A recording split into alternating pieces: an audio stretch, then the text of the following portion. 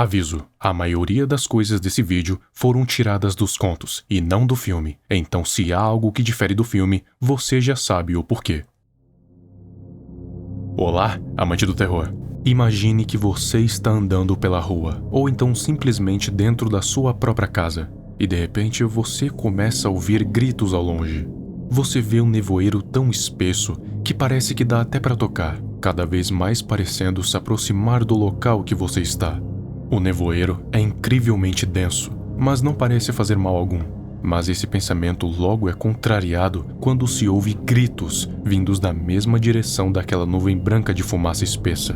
Considerando que você esteja em casa, a névoa então toma conta do seu lar. Você já não vê quase nada do lado de fora. Os gritos que pareciam estar longe agora estão perto. Grunhidos podem ser escutados, passos pesados também. E quando você menos se dá por conta, várias criaturas que não parecem naturais da Terra começam a surgir, atacando todo o ser vivo que aparece na frente delas. No fim, a melhor escolha que você pôde ter nos últimos minutos foi não ter saído da sua casa. Essa névoa branca não é natural e tem um cheiro azedo, e é tão densa que chega a ser palpável. Ela é capaz de distorcer o som, fazendo com que sons que estejam longe pareçam estar perto e vice-versa. De dentro dessa névoa surgem várias criaturas de outro mundo que atacam qualquer coisa que se mexa. E têm aparências variadas, mas estranhamente bem parecidas com as criaturas do nosso mundo, só que bem mais mutantes. Não se sabe como esse nevoeiro ou essas criaturas surgiram, mas tem uma especulação que muitos aceitam como verdade, e é sobre ela que eu vou falar aqui.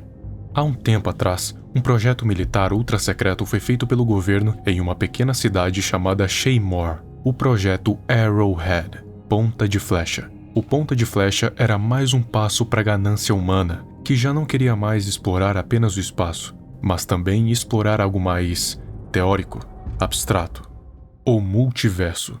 O multiverso não passa de teoria, mas se tem alguma chance de provar ser cientificamente correto, o Ponta de Flecha era essa chance, pois os cientistas dariam um jeito de abrir um portal transdimensional, ou seja, um portal sem dimensões, que permitiria a viagem entre os mundos. Porém, parece que algo deu errado. Um raio acabou afetando a instalação e esse experimento causou uma fissura dimensional entre o nosso mundo e uma não-dimensão chamada Espaço Todash.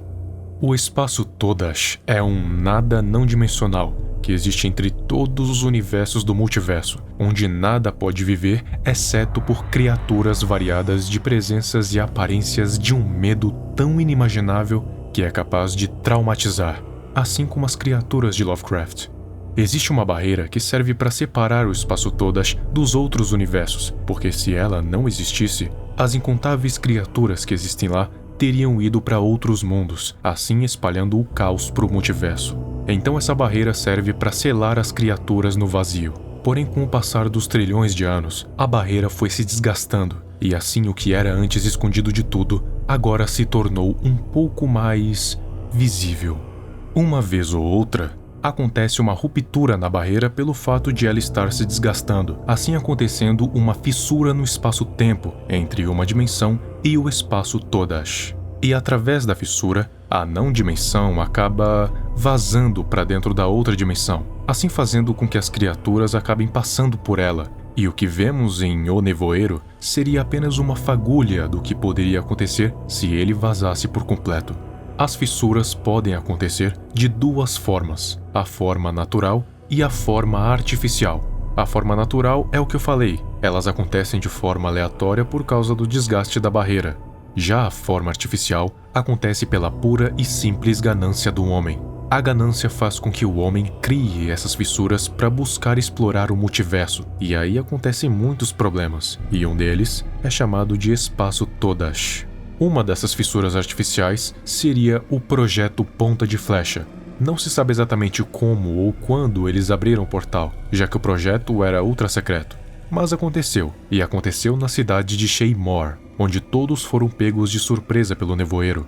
Quem estava pelas ruas acabou morrendo de forma lenta e dolorosa, e apenas quem estava em interiores conseguiu sobreviver. Teorizam que a própria névoa seja o portal, onde os monstros se materializam através dela. Isso explica o porquê eles não aparecerem fora da névoa. E se isso for verdade, tem uma chance das pessoas que entrassem na névoa irem para o espaço Todash. Mas é só uma hipótese. Está claro que a névoa não é uma neblina comum, mas do que ela é feita é desconhecido, mas com certeza não é umidade condensada que nem a neblina comum. As criaturas em si não têm um nome, elas são chamadas com base nas suas características. Elas se guiam através do cheiro, já que o som é distorcido e a visão é inútil. Elas são bem variadas e seguem um padrão meio insectoide. A maioria é muito parecida com insetos. Os tentáculos do planeta X, ou só tentáculos, são justamente isso: tentáculos enormes com ventosas que atuam como bocas, com dentes extremamente afiados que rasgam carne como marshmallow e quebram ossos como palitos, e quando são cortados, se derretem em um líquido preto e pastoso. Não se sabe se esses tentáculos são seres independentes ou se eles pertencem a um ser colossal, já que nunca foi mostrado o final deles, e isso aumenta ainda mais o mistério. As moscas escorpião são muito maiores do que os insetos da Terra, tendo em média 60 centímetros, mas são minúsculas comparadas com os outros monstros. Só que apesar de serem menores que os humanos, a sua ferroada é muito nociva, trazendo a morte em poucos minutos ou até segundos, além de serem bem numerosas. Então, apesar de serem pequenas, não são de se subestimar. Pterabutres são uma mistura de pterodátilo com um abutre, ou urubu, como preferir. Ele é o predador natural das moscas escorpião, não ligando muito para humanos, a não ser que eles cheguem perto ou sejam a única fonte de alimento. Mas na maioria dos casos, a sua preferência são as moscas escorpião. Os Vilvos Cinzas são aranhas gigantes com 12 ou mais patas, que soltam teias capazes de derreter tecido, tanto sintético quanto orgânico, ou seja, derretem roupas e carne. Então, além de elas serem aranhas gigantes, soltam teias para te prender e ainda te derreter, tornando os Vilvos Cinzas uma das piores criaturas de lá. Se você tiver aracnofobia, é um bônus. As aranhas lagostas são bem parecidas com os xenomorfos, exceto que elas são enormes, têm várias patas e 2 pinças de lagosta, que são capazes de partir um humano no meio sem dificuldade. As raias assassinas são criaturas parecidas com pipas, que só aparecem sobrevoando o céu, mas nunca foram vistas matando nada e nem ninguém, então o nome é meio controverso. As libélulas verdes são insetos verdes gigantes que parecem libélulas deformadas com asas longas e translúcidas, que não fazem nada demais a princípio, não se sabe se elas são agressivas ou não. E por fim, temos o monstro que mais chocou, o único que realmente tem um nome: Behemoth, também chamado de a criatura impossivelmente alta. Não se sabe se ele é uma criatura única, ou assim como os outros pertence a uma espécie. Contudo, o Behemoth é uma criatura colossal, tão colossal que David teve a impressão que se colocasse uma baleia azul do lado de Behemoth, ela pareceria um peixe, e um brontossauro, um anão. Behemoth tem várias criaturas rodeando ele, a maioria delas sendo moscas escorpião, que grudam nas suas pernas e o acompanham.